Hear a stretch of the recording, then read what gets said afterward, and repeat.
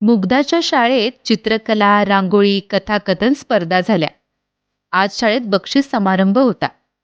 सर्व मुलांना आणि त्यांच्या पालकांनाही आमंत्रण होते. मुग्धा आणि तिचे आई बाबाही शाळेत आले होते. त्यांनी मुग्धाच्या बाईंची भेट घेतली. काय म्हणते आमची मुग्धा? आईने बाईंना विचारले. अभ्यासात हुशार आहे. चित्रकला स्पर्धेत पहिल्या नंबरचं बक्षीसही पटकावलंय. पण ती जास्त बोलत नाही. घरी ही अशीच वागते का? बाई म्हणाल्या. हो, आईने नाराजीच्या स्वरात उत्तर दिले. तेवढ्यात प्रमुख पाहुणे आले. जो तो आपापल्या जागेवर जाऊन बसला. मुग्धा व तिचे आई बाबाही खुर्चीत जाऊन बसले. बाई कार्यक्रमाच्या पुढच्या तयारीला लागल्या. पाहुणे म्हणून एक प्रसिद्ध लेखक आले होते. बाईंनी त्यांचे स्वागत केले. शाळेतील शिक्षिका जाधवबाईंनी प्रमुख पाहुण्यांची ओळख करून दिली. बक्षिसे देण्याचा कार्यक्रम पार पडला.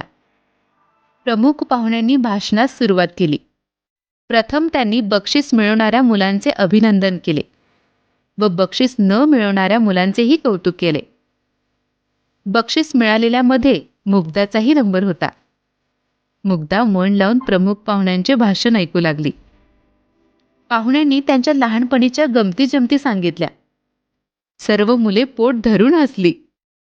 नंतर ते स्वतः लेखक कसे झाले हे त्यांनी सांगितलं. ते म्हणाले, मला पहिल्यापासून लिहिण्याचा छंद होता. मात्र मी फार अबोला होतो. मी कोणाशीही जास्त बोलत नसे. रोज ज्या गोष्टी घडायच्या त्या मी माझ्या वहीत लिहून काढायचो. अगदी बारीक सारीक गोष्टी मी त्यात लिहित असे. दिवसभर झालेल्या गोष्टी आठवून आठवून मी वहीत रोज रात्री लिहून काढत असे. मला तो छंदच लागला होता. रोज वहीत लिहिल्याशिवाय मला झोप येत नसे. उठल्यापासून झोपेपर्यंत ज्या ज्या गोष्टी मी स्वतः केल्या, नित्यक्रम सोडून ज्या ज्या गोष्टी माझ्या नजरेस आल्या, त्या सर्व मी लिहू लागलो. त्यामुळे माझी निरीक्षण शक्ती वाढली, स्मरणशक्ती वाढली, माझी शब्दसंपत्ती वाढली. छोटे छोटे प्रसंग, उदाहरणार्थ शाळेतल्या घटना, बागेतील चिंच, बोरी हळूच कोणाच्याही नकळत काढणे, लहान सहान खोड्या, माझ्या हातून घडलेल्या चुका, ताईशी भांडण, मार चुकवण्यासाठी केलेला अभिनय, सहलीची मजा, विनोदी प्रसंग, अचानक उद्भवलेले संकट, अशा अनेक गोष्टी मी वहीवर उतरवू लागलो. पुढे मला काही कल्पना सुचू लागल्या. घडलेल्या प्रसंगावरून मी कविता, कथा लिहू लागलो. माझ्या शाळेतल्या शिक्षकांना दाखवू लागलो. ते माझे कौतुक करू लागले. त्यांच्यामुळे मला प्रोत्साहन मिळत गेले. थोडा मोठा झाल्यावर दैनिकात, मासिकात लिखाण प्रसिद्ध होऊ लागले. लिखाण करता करता माझ्या असं लक्षात आलं की मी सर्वांशी छान गप्पा मारू शकतो आणि मी सर्वांशी बोलू लागलो.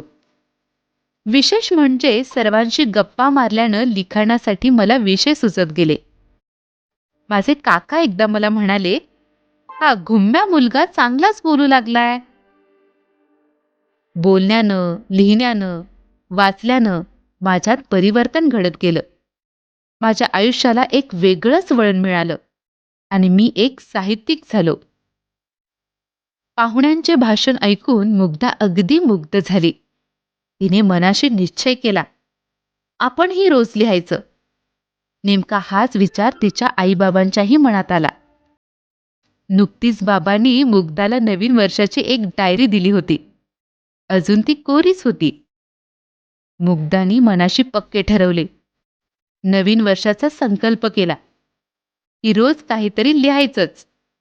दुसऱ्या दिवसापासून तिने लिखाणाला सुरुवात केली. रोजच्या रोज तिच्या डायरीची पाने भरू लागली.